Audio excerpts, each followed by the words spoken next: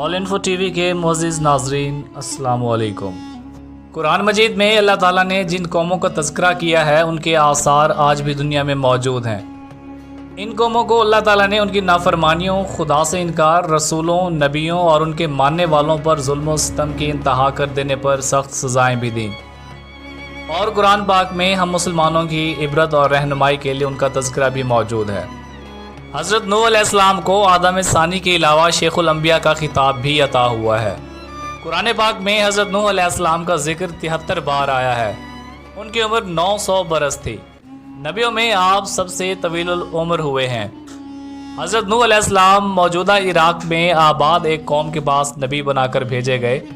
हज़रत नूह अलैहिस्सलाम को आदम सानी के अलावा शेखुल अंबिया का भी खिताब अता हुआ है।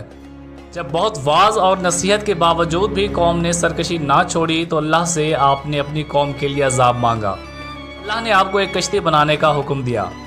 मुअज़्ज़िज़ नाज़रीन, वो कश्ती कहाँ है उसको साइंसदानों ने दरियाफ्त कर लिया है। उस कश्ती के बारे में मज़ीद जानने के लिए आप इस वीडियो को आखिर तक देखें। अगर आपने अभी तक चैनल को सब्सक्राइब नहीं किया तो चैनल को सब्सक्राइब करके साथ मौजूद बेल आइकन को लाजमी दबा दें। हज़रत नूह अलैहिस्सलाम को आदम सानी भी कहा जाता है क्योंकि आपके अफराद ख़ानदान और अल्लाह के हुक्म से तैयार की गई कश्ती में सवार जानवरों के अलावा हर शय पानी में गर्क कर दी गई थी। कश्ती पर महज 8 अफराद सवार थे। हज़रत नूह अलैहिस्सलाम, आपकी अहलिया, 3 बेटे और बहुएँ, बाकी तमाम मुख्तलिफ़ अक़साम के जानवरों की जोड़ियाँ थीं। हज़रत नूह अलैहिस्सलाम का वाक़या साबिक़ा आसमानी किताबों तौरात, ज़बूर और इंजील में भी मिलता है। चीन के ईसाई मुबल्लिगीन और साइंसदानों की एक तहकीकाती टीम ने दावा किया है कि उन्होंने हज़रत नूह अलैहिस्सलाम की तारीखी कश्ती को तलाश कर लिया है। ये कश्ती मशरक़ी तुर्की में वाक़े कोह रारात पर मिली है, जिसकी चोटी की बुलंदी 12,000 फीट है। माहिरीन की टीम का कहना था कि इस कश्ती की 3 मंजिलें हैं। ये कश्ती कई मीटर बर्फ़ के नीचे दबी हुई है। गुज़िश्ता 200 बरसों से 1 दर्जन से ज़ायद टीमें हज़रत नूह अलैहिस्सलाम की कश्ती को तलाश कर रही थीं, जिसके बारे में कुरान पाक में आता है कि वो एक जोदी पहाड़ से टकराकर रुक गई थी।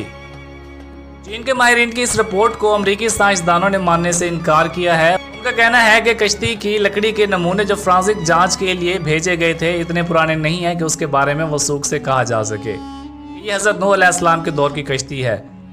जबकि चीनी माहिरीन की टीम का दावा है कि वो 99.9% यकीन से कह सकते हैं कि ये कश्ती वही है जो हज़रत नूह अलैहिस्सलाम ने 4800 साल कबल अल्लाह के हुक्म से बनाई थी।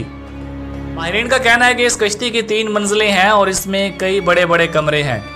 इन कमरों में लकड़ी के सतून हैं।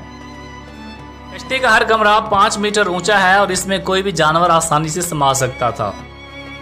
चीनी माहिरीन ने रेडियो कार्बन टेक्नोलॉजी से कश्ती के टुकड़ों का मुशाहिदा किया और दावा किया कि ये 4800 साल पुरानी है।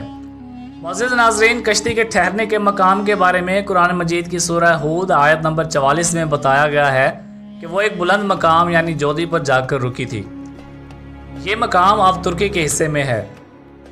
मुस्लिम साइंसदानों और तारीख दानों ने कोहे करदा को ही नूह की कश्ती का ठहराव का मकाम करार दिया है। इसलिए ये पहाड़ मुसलमानों में कोहे जोदी के नाम से मशहूर हो गया था।